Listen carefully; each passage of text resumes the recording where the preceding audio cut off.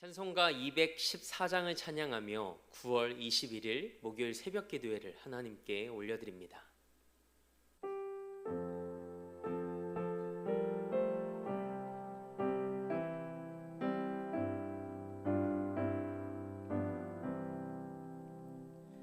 나 주의 도움 받고자 주 예수님께 빕니다.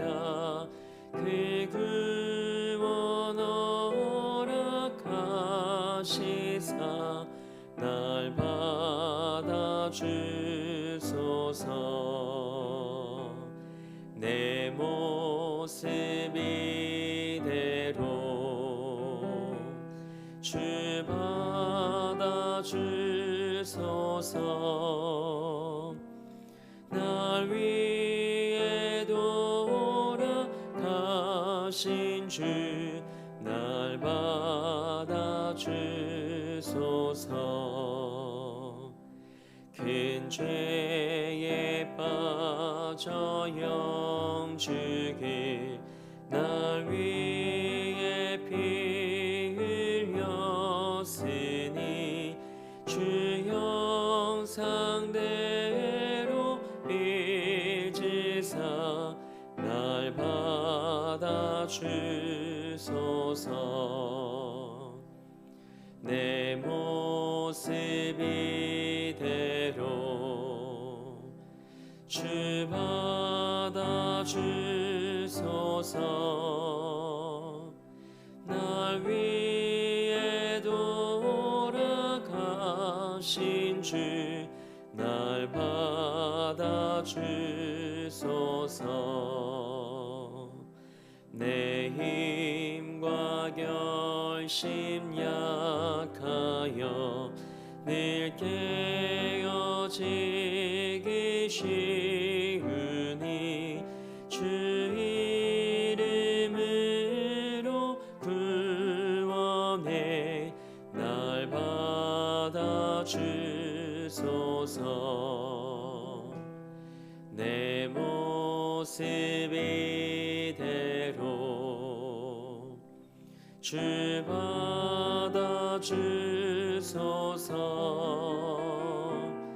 날 위해 돌아가신 주 날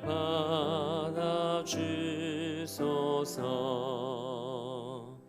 내 주님 서신 발 앞에 나 꿇어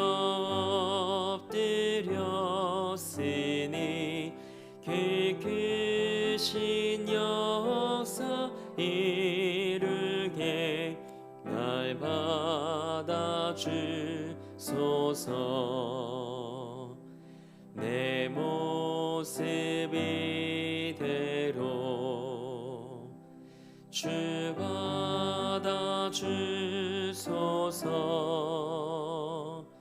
날 위해 돌아가신 주 날 받아주소서. 아멘. 사도신경으로 우리의 신앙을 고백합니다. 나는 전능하신 아버지 하나님, 천지의 창조주를 믿습니다. 나는 그의 유일하신 아들, 우리 주 예수 그리스도를 믿습니다.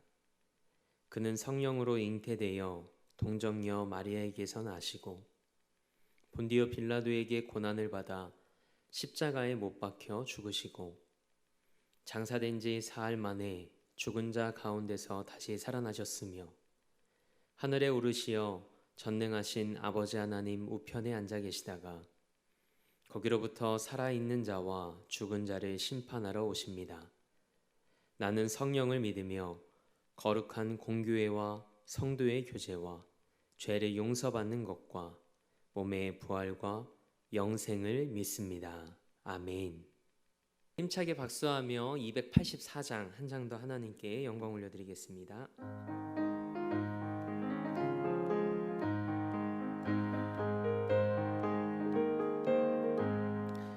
오랫동안 모든 죄 가운데 빠져 더럽기가 한량 없던 우리들 아무 공로 없이 구원함을 얻어 하나님의 자녀 지금 되었네. 주의 그 사랑 한량 없도다. 찬송할지어다 예수의 공로. 주의 그 사랑 한량 없도다. 찬송할지어다 예수의 공로. 주의 보혈로서 정결하게 씻겨 죄악에서 떠난 몸이 되었고 세상 근심 구름 간 곳 없어지니 하나님의 빛이 영화롭도다. 주의 그 사랑 한량 없도다. 찬송할지어다 예수의 공로. 주의 그 사랑 한량 없도다. 찬송할지어다 예수의 공로. 죄의 깊은 잠과 뜬 세상의 꿈을 어서 깨어나라 나의 친구여. 은혜 받을 날과 구원 얻을 때가 지금 온 세상에 선포되었네. 주의 그 사랑 한량 없도다. 찬송할지어다 예수의 공로. 주의 그 사랑 한량 없도다. 찬송할지어다 예수의 공로. 아멘. 오늘 우리에게 주신 하나님의 말씀은 사도행전 4장 1절에서 4절 말씀입니다. 하나님의 말씀을 받겠습니다 고백한 후에 저와 여러분 한 목소리로 합독하겠습니다. 하나님의 말씀을 받겠습니다.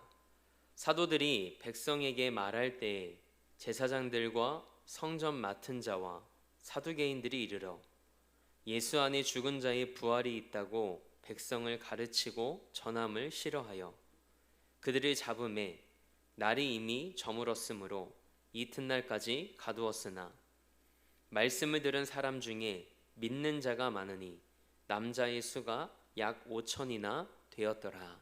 아멘. 하나님의 말씀으로 새로운 하루를 여는 사랑하는 성도님들의 삶이 하나님의 말씀으로 숨쉬는 하루가 되길 주님의 이름으로 축복합니다. 오늘은 살아있는 말씀이라는 제목으로 하나님의 말씀 함께 나누고자 합니다. 우리는 살아가면서 다양한 삶의 전환점을 경험합니다. 누군가와의 만남과 대화를 통해 혹은 어떤 책을 읽거나 어떤 사건을 겪으면서 삶의 전환점을 경험합니다. 예수님의 제자들에게 있어서 삶의 전환점은 성령 강림 사건이었습니다. 예수님이 잡히신 후 제자들은 두려움에 떨며 문을 걸어 잠그고 있었죠. 그랬던 그들의 삶에 성령이 임하신 후에 이전과는 확연하게 달라진 삶의 모습들이 그들에게서 나타납니다. 어느 곳에서든지 담대하게 부활하신 예수님을 증언했죠. 왜냐하면 오직 예수의 이름만이 생명이 되고 능력이 됨을 알았기 때문입니다. 우리에게도 예수님의 이름이 우리의 능력이 됨을 고백하며 예수님을 믿는 믿음으로 넉넉히 승리하는 이 하루가 되길 주님의 이름으로 축복합니다. 베드로와 요한이 솔로몬의 행각에서 사람들에게 복음을 전하고 있었습니다. 그때 제사장들과 성전 경비대장과 사두개인들이 나타났습니다. 1절 말씀 마지막에 이르러라는 단어가 있죠. 이르러라는 단어는 헬라어로 에페스테산인데 다급한 분위기를 내포하는 단어입니다. 때로는 습격하다라는 뜻으로 사용되기도 합니다. 성전에서 일어난 치유 사건으로 인해 성전에서 자신들의 입지가 불리한 상황이 벌어졌음을 감지한 제사장들과 성전 맡은 자 그리고 사두개인들이 다급하게 달려온 거죠. 당대의 종교 지도자들이나 율법의 전문가들도 하나님께서 보내신 메시아인 예수님을 배척했습니다. 참된 신앙은 교권이나 성경 지식에만 있는 게 아닙니다. 성령님께서 마음의 문을 열어주셔서 진리를 깨닫게 해주셔야 하죠. 이 새벽 말씀을 읽고 듣고 묵상하며 기도하는 여러분의 삶에 성령님께서 말씀을 깨닫는 은혜를 허락해 주시길 주님의 이름으로 축복합니다. 우리 본문 2절 말씀을 함께 읽겠습니다. 예수 안에 죽은 자의 부활이 있다고 백성을 가르치고 전함을 싫어하여. 아멘. 베드로와 요한이 가르치고 전했던 게 뭘까요?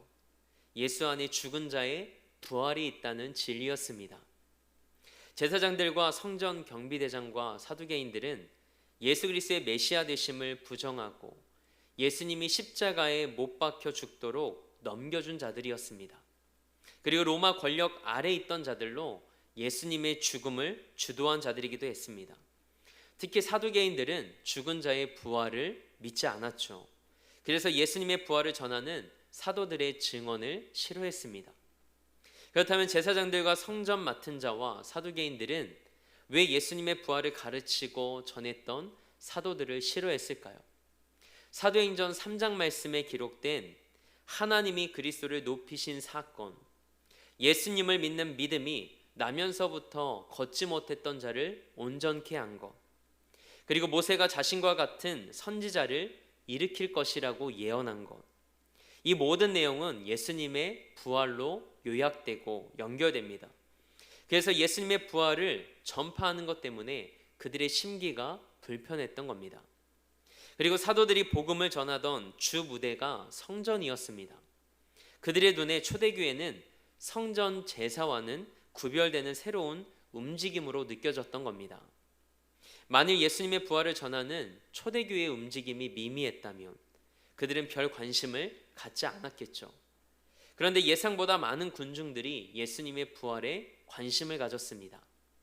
만약 이 이슈를 그대로 둔다면 자신들의 입지가 좁아질 수 있기 때문에 그것을 감지해서 그들은 사도들을 찾아왔던 겁니다. 그들은 이처럼 자신의 유익을 위해서는 최선을 다했지만 하나님을 알고자 하는 마음은 없었습니다. 나면서부터 걷지 못했던 자의 치유 사건이 당연히 기뻐해야 할 일이었지만 그들에게는 오히려 슬픈 일이 되었습니다. 이 말씀을 통해 우리는 당시 종교 지도자들이 자신의 직분의 정체성을 망각하고 부패한 상태였다는 것을 알 수 있습니다. 누군가가 예수님의 이름으로 나음을 얻고 회복되었는데 목회자들이 그 일을 불편하게 생각하고 그 일 때문에 슬퍼한다? 이건 목회자로서의 사명과 정체성을 잃어버린 모습이죠. 오히려 함께 기뻐하고 하나님을 찬양하는 것이 마땅한 겁니다. 오늘날 하나님의 부르심으로 주님의 몸된 교회를 섬기며 하나님 나라를 세워나가는 목회자들이 주어진 사명과 삶의 자리에서 그 역할을 충성되이 잘 감당할 수 있도록 기도해 주시기 바랍니다.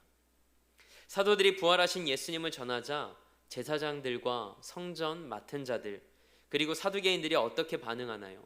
우리 3절 말씀을 함께 읽겠습니다. 그들을 잡음에 날이 이미 저물었으므로 이튿날까지 가두었으나. 아멘.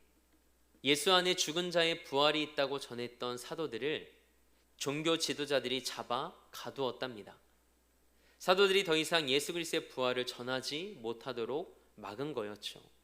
베드로와 요한을 잡았답니다. 여기에서 잡다라는 단어는 폭력을 쓰다라는 뜻을 담고 있습니다. 단순한 체포나 감금이 아닌 폭력이 수반된 박해였다는 거죠. 이 단어는 예수님의 순환사와 믿음의 사람들의 순교사에 자주 등장합니다. 복음을 반대하고 배척했던 자들이 믿음의 사람들에게 가했던 박해가 상당했음을 알 수 있습니다. 그럼에도 불구하고 타협하거나 조금도 굽히지 않았던 이 베드로의 모습이 참 귀하게 여겨집니다. 베드로와 요한이 잡혔을 때가 이미 저녁이 되었기에 다음 날까지 감옥에 가둬놓았답니다. 그런데 베드로와 요한이 옥에 갇혀 있는 그 시간 동안 무슨 일이 일어났을까요? 본문 4절 말씀을 함께 읽겠습니다. 말씀을 들은 사람 중에 믿는 자가 많으니 남자의 수가 약 5천이나 되었더라. 아멘. 종교 지도자들은 사도들이 전했던 부활의 복음이 싫었지만 백성들은 그렇지 않았습니다. 말씀을 들은 자 중에 예수님을 믿는 남자의 수가 5천 명 가까이까지 늘어났답니다. 이 숫자는 성인 남성만 집계한 숫자이기에 여성들과 어린아이까지 숫자를 합산하면 적어도 10,000명은 좋게 넘었을 겁니다. 복음에는 이처럼 생명력이 있습니다. 사도들이 잡혀서 이튿날까지 갇혀 있었지만 말씀을 들었던 사람들 중에 믿는 자가 계속해서 늘어났고 많이 생겨났습니다. 마음에 새겨진 하나님의 말씀이 우리 안에 역동적으로 역사한 거죠. 여러분의 삶에도 지워지지 않는 하나님의 말씀이 있지 않나요?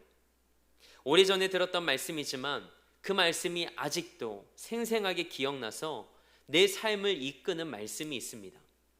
히브리서 4장 12절 말씀처럼 하나님의 말씀은 살아있고 운동력이 있습니다. 우리의 믿음은 언제나 살아있는 하나님의 말씀에 기준을 두어야 합니다. 오늘 하루도 여러분의 마음에 새겨진 살아있는 하나님의 말씀 안에서 부활하신 예수님과 동행하는 이 하루가 되길 주님의 이름으로 축원합니다. 함께 기도하겠습니다. 하나님, 우리 삶이 말씀의 인도함을 받는 삶이 되길 원합니다. 감정과 상황에 따라 좌우되는 신앙 되지 않게 하시고 진리의 말씀이 기준이 되는 삶을 살아가게 하옵소서. 그러나 말씀을 지식적으로만 알지 않게 하시고 성령님께서 우리의 마음을 여시고 말씀을 깨달아 알게 해주셔서 늘 진리 안에서 승리하는 삶이 되게 하옵소서. 하나님의 말씀이 살아있고 운동력이 있음을 고백합니다. 하나님의 그 말씀이 나를 살게 하고 그 말씀이 내 안에서 숨쉬게 하셔서 말씀이 이끄는 삶을 살아가는 삶이 되게 하옵소서. 오늘도 이 나라와 민족을 위해 기도합니다. 아버지여, 이 나라를 새롭게 하옵소서. 말씀 위에 세워진 민족 되게 하옵소서. 우리 교회를 위해 기도합니다. 땅끝까지 복음을 전하고 다음 세대를 건강하게 세워나가는 교회 되게 하옵소서. 담임 목사님 영육간에 강건케 하시고 말씀의 능력과 하늘의 은혜로 덧입혀 주옵소서. 그리고 우리 사랑하는 성도들의 삶과 가정과 일터를 지켜주셔서 살아가는 삶의 모든 자리에서 하나님의 은혜를 깊이 경험하는 삶이 되게 하옵소서. 남은 이틀간의 심령 부흥 성회를 통해 우리 삶에 예기치 못한 은혜로 찾아오실 하나님을 기대합니다. 우리 평생에 잊혀지지 않는 말씀의 은혜를 경험하는 시간 되게 하옵소서. 오늘도 삶의 자리를 성전 삼아 미디어 예배로 이 하루를 시작합니다. 하나님의 말씀이 내 삶을 이끄는 은혜를 경험하는 하루 되게 하옵소서. 그렇게 하시 하나님을 기대하며 우리 삶의 목적 되시고 이유 되신 우리 주 예수 그리스도의 이름으로 기도합니다. 아멘. 하늘에 계신 우리 아버지, 아버지의 이름을 거룩하게 하시며 아버지의 나라가 오게 하시며 아버지의 뜻이 하늘에서와 같이 땅에서도 이루어지게 하소서.